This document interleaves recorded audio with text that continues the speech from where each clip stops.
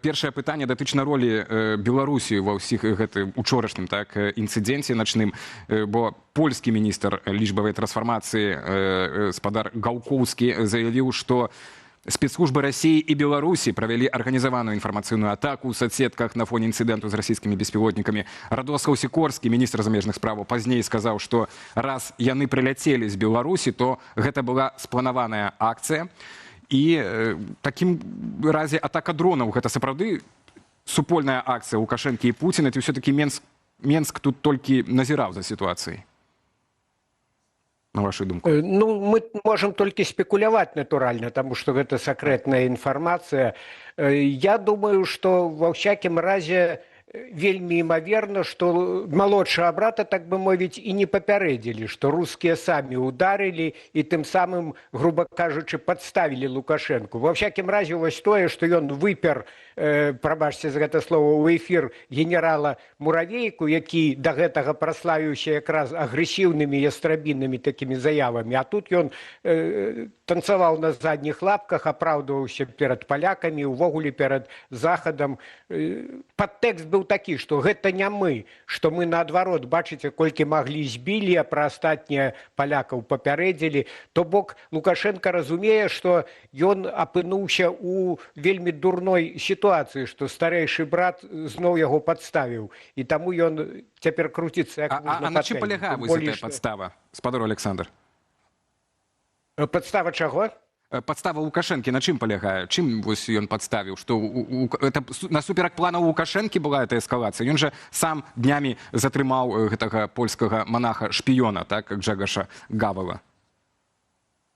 Вось з гэтым манахам загадкавая гісторыя, таму што мне здаецца, што, магчыма, гэта быў такі эксцэс выканаўцы. Калі паглядзець на колькі спецслужбы Лукашенковы пасля 20-го года займелі волі, то я дапускаю, што гэта менавіта там КДБ ці шэраг спецслужбаў хацелі такім чынам проста праславіцца, паказаць сябе, а можа быў і такі нейкі план глыбейшы, то бок сарваць гэту вось такую умоўную разградку, якая нібыта у перспектыве вымалёўваецца праз дыялог Мінска з Вашынгтонам.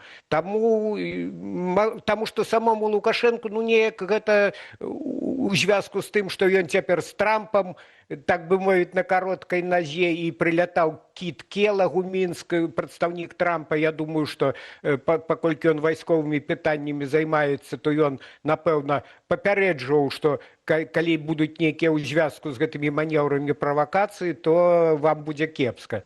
Таму вось усё ж такі моя версія палягае ў тым, што тут найперш адчуваецца рука старэйшага брата, і калі глядзець шырэй, то і вось гэта Лукашенко радуецца, як дзіця новай цацы, што тут і ядерную зброю завезлі ў Беларусь, ці нібыта завезлі, і вось хутка яшчэ і арэшнік будзе. Ён ці не разумее, ці проста у яго выйсця няма. Гэта ж проста пад удар падстаўляюць ужо і пры магчымым нейкім ядерным варыянце развіцця канфлікту. Так што Беларусь, на жаль, стала мішэнню.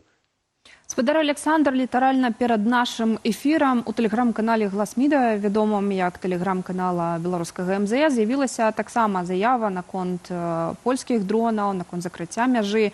Я, можа, коротко процитую частку. Евросоюз, известный своей бережливостью и рациональным распределением средств, выделил Польше скромные 43,7 миллиарда евро.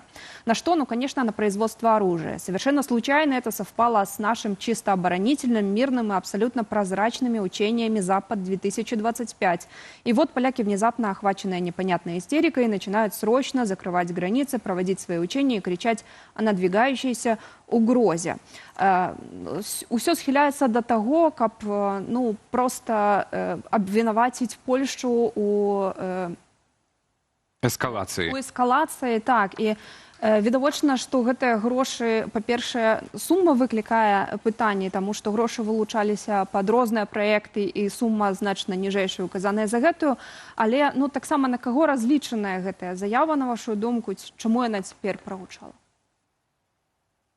Я нават не ведаю, на каго яна разлічана, таму што ну хіба што на вельмі наіўных нейкіх прыхільнікаў рэжыму Лукашэнкі, таму што усім зразумела, што вось гэта сапраўды падвышэнне абароназдольнасці і Польшчы, і Літвы, і іншых натаўскіх краін, асабліва суседніх з Беларусю. Гэта пачалося фарсіравана праводзіцца пасля 2022 года, пасля таго, як менавіта з беларускай тэрыторыі Пуцін пайшоў на Кіеў, хацеў гэты ажыццявіць бліцкрыг, які сарваўся толькі дзякуючы мужнасці, гераізму украінцаў. Таму дзівіцца, што падвышаюць абаронныя выдаткі суседнія краіны, тут ну ніяк не выпадае. І наконт гэтых вось мірных манеўраў Захад 2025 таксама ж і украінцы, і палякі, і іншыя памятаюць, што гэтаксама ў 2022 годзе, калі былі манеўры саюзная рашучасць, то і расійскія, і беларускія генералы, і нябожчык Уладзімір Макей, тагачасны міністр абароны, яны ж білі сябе ў грудзі і казалі, што ніводнага салдата, ніводнай адзінкі тэхнікі расійскай тут пасля гэтых манеўраў не застанецца. Ну а потым мы ведаем, што гэта скончылася шырокамаштабным уварваннем ва ўкраіну. Іншая рэч, што цяпер сапраўды тут так супала, што ў Лукашэнкі няма жадання звязвацца з натаўцамі, а у Пуціна проста няма лішніх рэсурсаў. Менавіта таму і быў зроблены такі ў двукосці міралюбны крок, што гэтыя манеўры, па-першае, удвая іх маштаб зменшылі, і па-другое, перанеслі іх у асноўным на барысаўскі палігон. Гэта на ўсход ад Мінска, як вы ведаеце, гэта далекавата сапраўды ад польскай ці ад літоўскай мяжы. Але гэта таму, што ў Пуціна проста цяпер няма рэсурсу, няма сілы, няма пораху, ўсё з'ядае украінскі фронт. Але гэта не азначае, што ў Крамля няма агрэсіўных намераў. І вось гэты налёт дронаў, пры тым, што вельмі Расія заняла такую пазіцыю, ну, гэта фірмавая манера, я не я і карова не моя, так бы мовіць. Часовы павераны рускі ў Варшаве заявіў, што дроны прыляцелі з Украіны, а той самы Муравейка спалоханы ўсё гэта абверг фактычна, таму што пацвердзіў, што дроны ляцелі праз беларускую тэрыторыю, іначай як бы іх беларуская супрацьпаветраная абарона збівала. Так што ўжо тут мы бачым, што блытаюцца ў паказаннях, так бы мовіць, гэтыя так, ну і галоўны сведка з боку Беларусі. Спадар Александр, галоўны сведка з боку Беларусі. Александр Лукашенко пакуль маўчыць на агу па гэтай сітуацыі, ніводнага пакуль няма выказвання